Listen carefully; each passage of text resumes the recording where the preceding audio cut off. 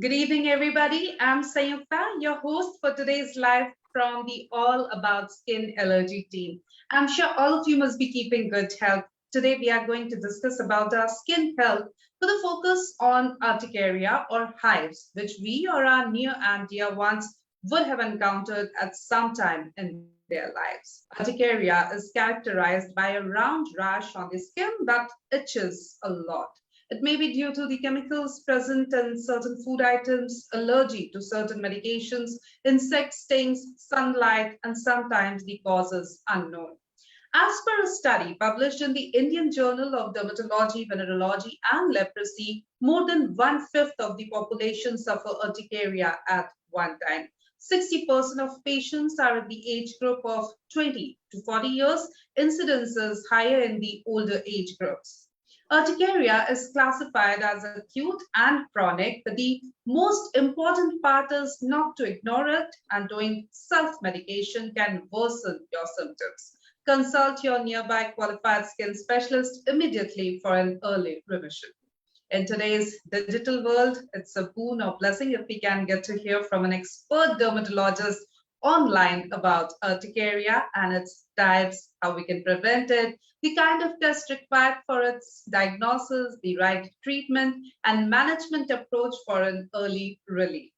So today we have with us renowned dermatologist Dr. Archit Aggarwal from KDC Skin Hair Laser Clinic, Faridabad. He will educate us more about urticaria and its management. Dr. Archit Aggarwal is a renowned trichologist, dermatologist, and hair transplant surgeon in Faridabad. He has 9 years of experience in the medical field. He has completed his MD Dermatology, Venereology, and Leprosy from Rajiv Gandhi University of Health Sciences in 2017 and MBBS from JJMMC Davangere RGUHS Bangalore in 2013. Dr. Archit Aggarwal currently practices at KDC Skin, Hair and Laser Clinic in Sector 35, Faridabad, and KDC Skin, Hair and Laser Clinic in NH4, Faridabad. Dr. Archit Aggarwal is a prominent member of Indian Association of Dermatologists, Venereologists, and Leprologists, Association of Cutaneous Surgeons of India, Dermopathology Society of India, and Indian Medical Association, IMA. A very warm welcome to you, Dr. Archit Aggarwal. Hope you are doing good, sir. Thank you so much. Thank you, Sayukta. Dr. Archit, today we are going to talk about urticaria and how to manage urticaria. First of all, we would like to understand what urticaria is. Okay. So, urticaria is an allergic condition and it is characterized by hives or red patches that looks like mosquito bite rash, but it can be severe to cover all the body, and the size of the rash or the size of the patch may differ from small to large, and generally it is hugely upsetting because it takes a lot of time for the patient to understand about the disease, and it is distressing as well because of the itching and the loss of quality of life and sleep disturbances. Right. So we can understand the frustration or irritation or discomfort that the patient go through because he is itching continuously. Definitely the quality of life will get hampered due to this. We would also like to know, doctor, we would like you to explain a bit about the main causes of urticaria. First thing is to categorize urticaria into two, acute and chronic. Right. And why this classification of urticaria into acute and chronic is important, because we have to see them as different entities.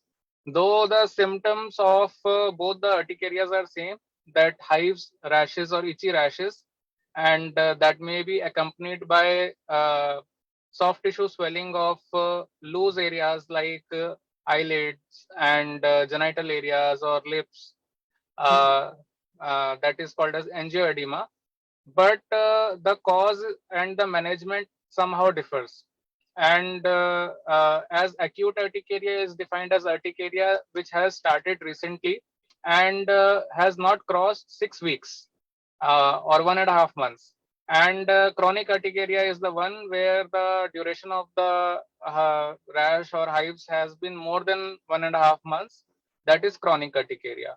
So normally, if a patient is having uh, recent complaints, then we have to look for causes in vicinity of the patient. It might be due to the changes in the food habits, or maybe some new medications that the patient is taking, or a recent whitewash or pesticide control that, or some crop harvesting near him. So any vaccination or infection in the body, so anything can cause urticaria, and normally the causes are around the vicinity of the patient in acute urticaria. Whereas in chronic urticaria, for most of the patient, the cause cannot be identified. So that is called as chronic idiopathic urticaria. And then there are some cases that are, most of the cases are autoimmune urticaria. That means the allergy is there inside the blood itself. It is not getting triggered, or it is not getting uh, uh, allergy from the surrounding areas, but it is coming from the blood itself. So this means that first, it is important to categorize it to acute and chronic. And sometimes this chronic urticarias can be due to physical stimuli also, like maybe the patient is getting rash only on stepping outside in the sun, or getting bath in hot water, or maybe cold water. Some physical stimuli might also cause this urticaria. So that is physical chronic urticarias. Right. So there can be a number of things that may cause urticaria, plus at many times the cause is even unknown. Doctor, you said that it's an allergy, and there are, red rashes that itches a lot. Now the thing is that in general, whenever we get a rash, it do itches, etc. Things do happen on our skin. But we would like to understand how urticaria actually looks like. How can we differentiate, okay, this is a normal, itching or rash, and this is urticaria. So please explain to us, how does it looks like? See, urticaria are characterized by hives. Hives, these are like elevated or reddish or whitish lesions, uh, like mosquito bite rashes, which may vary in size from small to large, or which may be accompanied by soft tissue swelling, that is angioedema. And normally they occur anywhere on the body, whereas your normal rashes or itching, depending upon the cause, you can get to identify them, because it is just the dryness or just the scratching part that is there.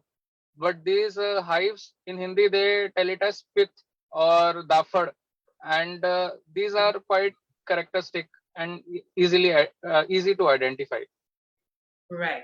Doctor, as now we know that what urticaria is, how can we characterize it, how can we bifurcate it, and how does it looks like? We would also like to know that how serious it can be. Is that a life-threatening thing? It can become really, really serious, or it's just that something keeps itching, or it may hamper our quality of life, but is not at all serious in nature. See, urticaria is quite disturbing condition with itching, and if it is of chronic duration, it can really hamper the quality of the life of patient. But it is not life-threatening in most of the cases, except for few, where particularly it is accompanied by soft tissue swelling angioedema. Here, the patient has to be careful that he is not in any situation getting suffocation or a difficulty in breathing. That means that soft tissue swelling is there in the uh, larynx part, or he is getting respiratory distress due to that, and it might even cause choking. So in that scenario, it might become very serious, and that's why it is very important to educate the patient about these symptoms, seriousness of the condition, and thankfully it is not very common for urticaria to cause the fatal complications, but it is very important to identify it beforehand.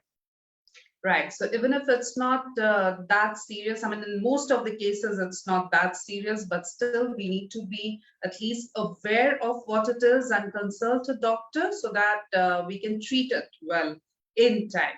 We would also like to understand, doctor, that you said that urticaria can be bifurcated in two categories: A, acute; B, chronic. Now, acute, you said, get treated or get better in a few weeks, but chronic is when it crosses that particular limit of 6 weeks or so. Now, does this chronic urticaria or hives actually go away permanently? Can we get permanent relief? Is it completely, totally curable? Yes. First is, normally when patients present to me, the first complaint is that this hive should go. With anti-allergics, once the hives are gone, then they are more concerned about the medicine. When will this medicine get stopped? So the answer to this is it varies from patient to patient. For few patients, it might be the story of some weeks. For a few, it might be months, and for few, it might take few years also. So we cannot be very sure when this urticaria will go, but anti-allergics have to be taken for longest time because these are without any side effects, and this is only approved treatment that is there. Uh, and apart from this, the longer the patient is taking any antihistamine or anti-allergic, it is the better his chances of getting the urticaria cured. But if asked whether it is curable or not, yes, it is curable, but it varies from patient to patient. Exactly. As many times the cause is not known. It's not easy to diagnose the cause or go to the root cause. So it becomes difficult or time taking. But otherwise, the good news is that it is curable. And it's important to go and consult a doctor if we see these symptoms so that we can get relief. There's no point in suffering in silence, keep on, itching that area or the hives. If it's treatable, please go and consult your doctor so that your quality of life does not hamper. Doctor, we would also like to know that, we normally say that stress is bad for our health. But when we talk about the patients of urticaria, I can understand they are going through so much of stress already because they are continuously itching. They have these hives on any body part or all over their body, etc. But then they are not aware, or maybe they are just hesitant to go and consult a doctor. My question is this stress going to exaggerate their hives or the current situation of urticaria? Definitely, yes. The urticaria, as well as it is true for most of the skin conditions, uh, it is like a cascade. It is like once they have triggered, they have this urticaria going on, and if they are having stress or they are taking a lot of stress even about the disease, so what will happen? These inflammatory markers or the inflammatory process gets accelerated, and due to that, the symptoms will become even more serious and severe. Right. So the stress is going to aggravate your current condition. It's like a vicious circle: stress leading to urticaria, urticaria leading to stress, and there's Yes. no end to it unless we go and consult a doctor, a dermatologist in this case. Doctor, many times patients complain that during night their hives or urticaria or the itching becomes really worse. What's the logic behind it? Why people get so restless during night? One thing I always tell my patients is that most of them are working and they're busy all throughout their day, and they do not bother much. Their mind is busy in their occupation, and once they are back at home at night, they are relaxed and they are just looking at themselves, and then they come to know about the itch and the hives more. Other thing is that sometimes this thing might be related to some allergen that is more common in the night. Maybe some food that they had taken in the dinner, or sometimes maybe some allergen related to the sheets, bed sheet, or fabrics. Right. So as we are preoccupied mostly during the day, so maybe it's the night when we feel and or have all the time to think about it, and thus we feel that our itching or the condition is getting worse. Many a times what happens, doctor, as you said, it's an allergy. Uh, People know that there are anti-allergens available. At the chemist shop, they'll just go get over the counter medicines, या फिर chemist से पूछ लेंगे कि मुझे ये हो रहा है, कोई एक एंटी एलर्जन बता दो, या किसी दोस्त को हुआ तो उससे पूछ लेंगे कि तुमने क्या प्रेस्क्रिप्शन फॉलो किया था, मुझे भी वो बता दो. तो this is how in our society we treat ourselves, which is very very dangerous or harmful. What's your take on this? What would you like to tell to our viewers, especially for those who go for over-the-counter medication or self-medication? See, the thing is, in a developing nation like ours, if even something is happening to me myself, I'll ask my mother or my father or my friend that this is happening, and these are the first aid people to go to, and even chemist, it is easily available, and fees has not to be given, and they are being considered as many doctors in our country. So what happens is, it is okay for one time or two time or some first aid or something, but if your condition is not getting better, or if you are bothered about the symptoms, then the proper uh, experts or dermatologists, in this case qualified dermatologists, are the best people. Not only they will prescribe the treatment to you, they will also be able to answer all your questions. Exactly. So rather than asking the chemist or asking a friend or surfing online, it's always a good idea to go and consult the doctor, because in the meantime you save your time, your energy, your money, etc., and get treated as soon as possible, and maybe that will actually make the condition better and not worse, which may happen if you go the other way around. Another thing, doctor, many times patients say that they get very tired, they get very fatigued, the patients of urticaria. Why is that? This is due to the sleep disturbance that the urticaria produces. Because if somebody is having uncontrolled rashes and itching, probably that will result into sleep disturbance, and that will be reflected in the daytime when the patient feels sleepy all throughout the day, and fatigue in most of the tasks, as well as it might be related to sedating antihistamines or anti-allergics that some people might be taking, and that is causing drowsiness or during the daytime.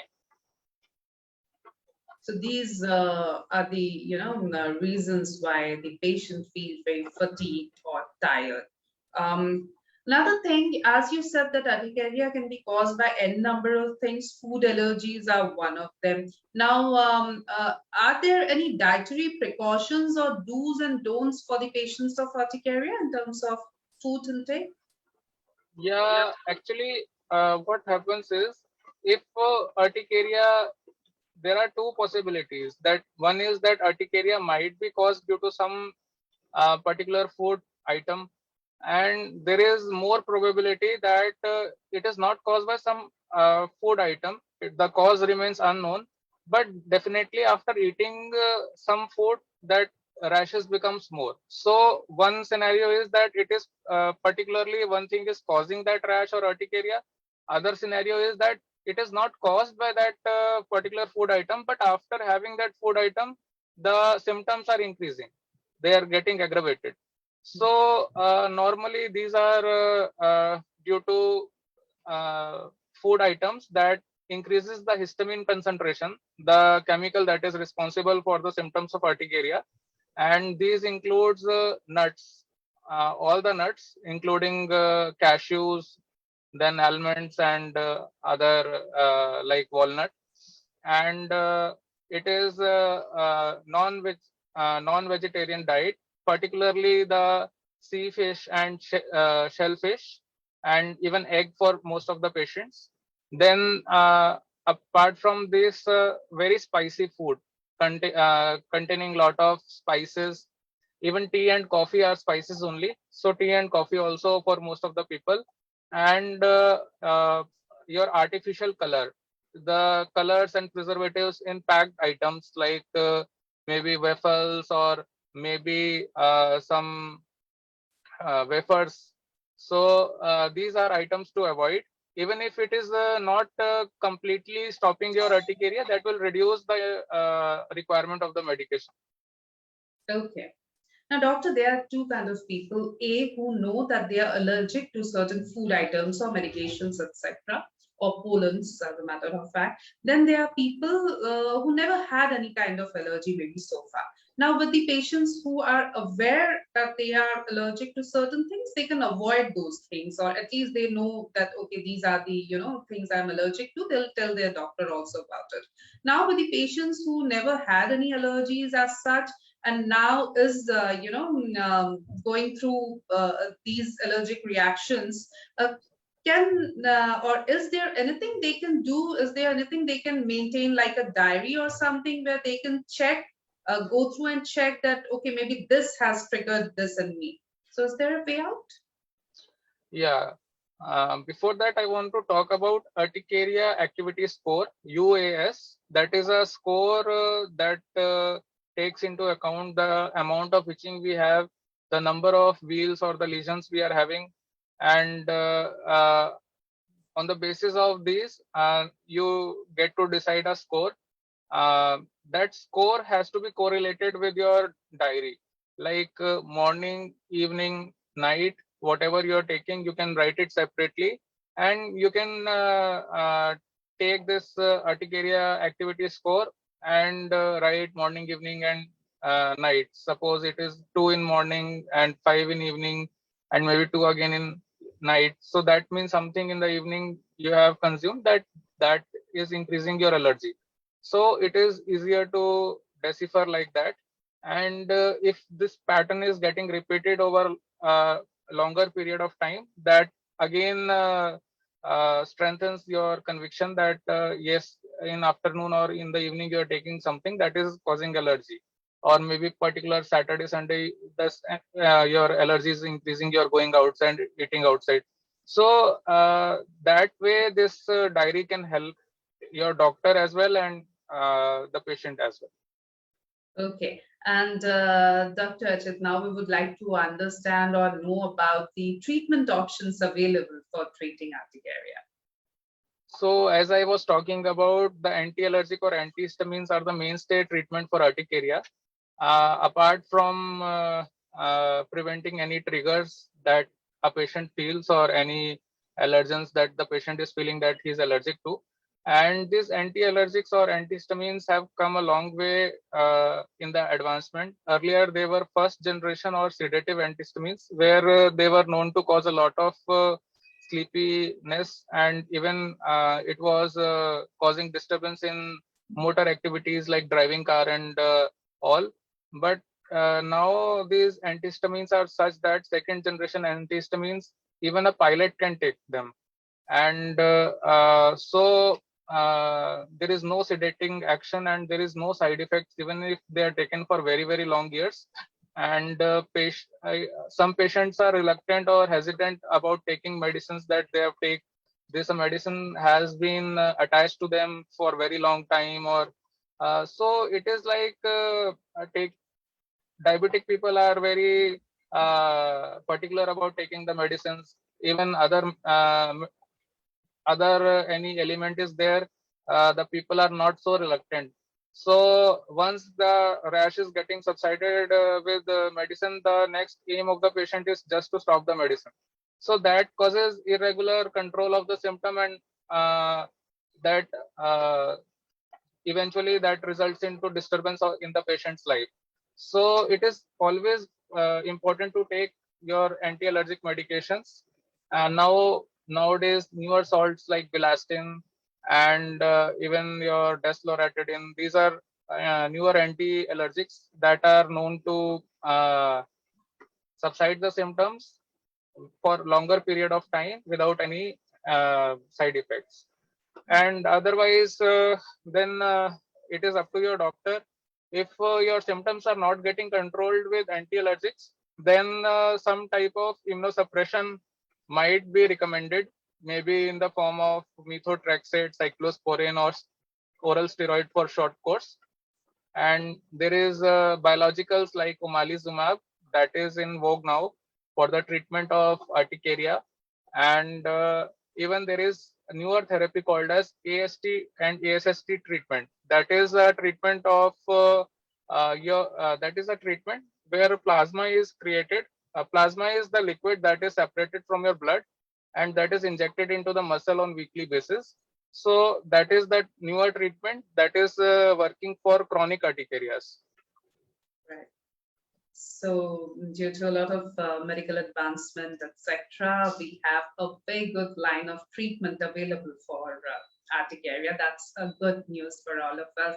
Now, with skin allergies specifically, doctor, we have this mentality, we have this notion in our mind that we'll get it from one, तुमसे मुझे हो जाएगा, छूने से हो जाएगा. What's the case with urticaria? Is urticaria contagious? No, urticaria is not contagious.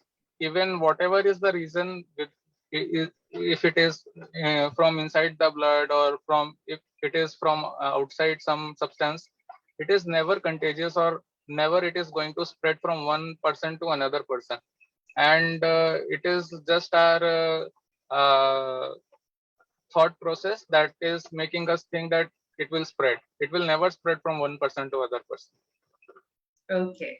So again, we should clear all our doubts. Urticaria is not at all contagious. I'll also pick some of the questions that our viewers are, pouring in. Abhishek is asking, what is the role of physical stimulus in the pathophysiology of urticaria? So what happens is physical stimuli. First thing is that somebody if is having physical chronic urticaria. So other lot of type of physical stimuli are there. It can be cold, it can be heat, it can be sweating, it can be vibration. So if a patient is having physical chronic urticarias, these stimuli are the triggers for urticaria. And if somebody is having normal urticaria, the physical stimuli are known to increase the severity of urticaria because of the increased inflammation in the skin. Suppose if I am having rashes and if I go and sit in sun, I have a lot of sweating and I am there in heat, definitely my rashes will itch a lot. So that is the role of the physical stimuli in urticaria. Okay. We have Mohini with us asking, what should be the focus of the physical exam for urticaria? Are there any lab tests, etc., which doctors recommend to diagnose the cause? I think physical examination she's asking, not test. So physical examination means first thing that one thing is that these rashes are transient. They are not going to stay for long. Suppose a rash is coming, so that is not going to stay for more than 24 hours. So what happens is if some rash is somebody is having rash that is staying more than 24 hours, so that might indicate that it is not urticaria, it is urticarial vasculitis. It's a related condition that is very similar to urticaria, but that is probably due to some allergy in the blood vessels. and that is more serious than urticaria, and that requires uh, uh, this thing. It requires seeing a specialist immediately, having the test done, and some type of immunosuppression also. So urticaria has to be differentiated from urticarial vasculitis and angioedema, as we were talking earlier. If any patient is giving any history, or if there is on physical examination there is some this thing soft tissue swelling, then the patient has to be cautioned that it might get serious, and what precautions he has to take.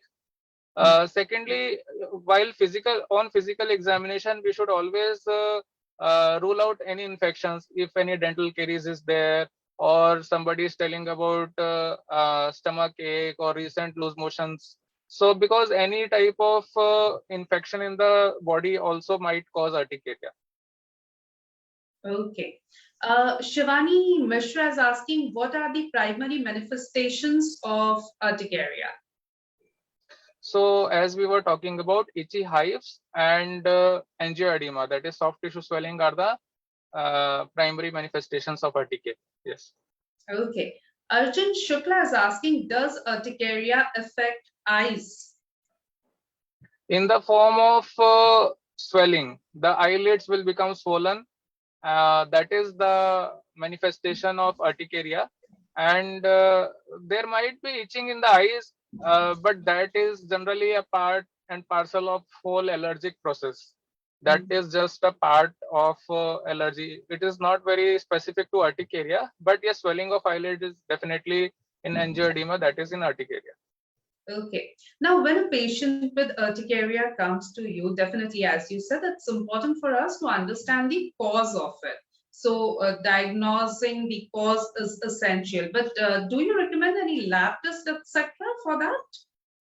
See, lab test in chronic urticaria, I normally prefer the patient to get sugar tested and thyroid tested, because I feel that chronic urticaria is a part of autoimmune syndrome, and other autoimmune, he is more prone to get other autoimmune conditions like diabetes or thyroid disorder.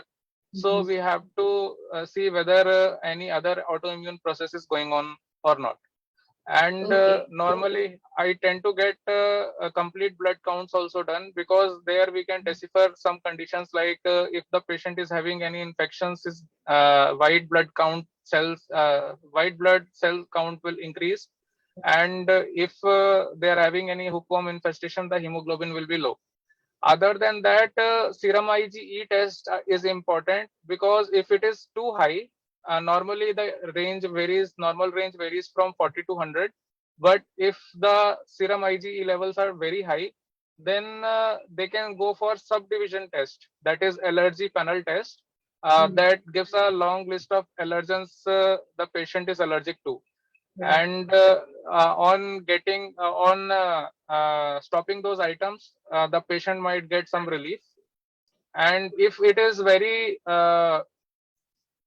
basic item like wheat or something, then even immunotherapy is possible for those patients, where some small doses of those allergens are injected in the skin. And apart from this, there is a newer test that I was talking about, AST test, where the autoimmune thing, autoimmune urticaria can be detected when a small liquid from the blood is injected in the skin and the swelling is checked. That is done in the dermatologist office. Okay. Doctor, in last 2.5 year, what we terms as COVID era, many people came up and complained that, they got hives or they got urticaria, especially after COVID. And many times patients said that after getting those hives or urticaria, they came to know that they are COVID positive. Is there any correlation? Yes, uh, urticaria is one of the reaction uh, that is seen along with the COVID infection, and it might coincide with the infection, or it might occur even after the symptoms of the respiratory or the fever symptoms of the COVID subsides. So hives or urticaria can present after COVID, and even with the vaccination, it is same with the vaccination as well. But it will go away eventually. I mean, it won't bother. Yes, it will. Okay. And Ayushi Rai is asking, what frequently causes urticaria? Though we have talked over it, but still, in brief, if you would like to say anything. My professor used to say, just remember eye. Eye is instillation. Any eye drops the patient is using, insect bite reactions, any injections the patient is taking, any ingestion or the food items the patient is any inhalation, anything the patient is inhaling. So this is a simple mnemonic about the causes of urticaria. Particularly, this is important for acute urticaria. In chronic urticaria, we have discussed most of the patients are autoimmune or idiopathic. Right. Now, Dr. Archit, as we are moving towards the conclusion of this session, any takeaway message for our viewers? Anything that you would like to share with us, our viewers? Yeah, what I just want to want people to know is that there is a proper treatment for this condition that is that can be taken by the dermatologist, consulting dermatologist. I have seen patients that are presenting to me with something else, like maybe they had consulted in village, or had consulted non-proper specialist, or maybe quacks.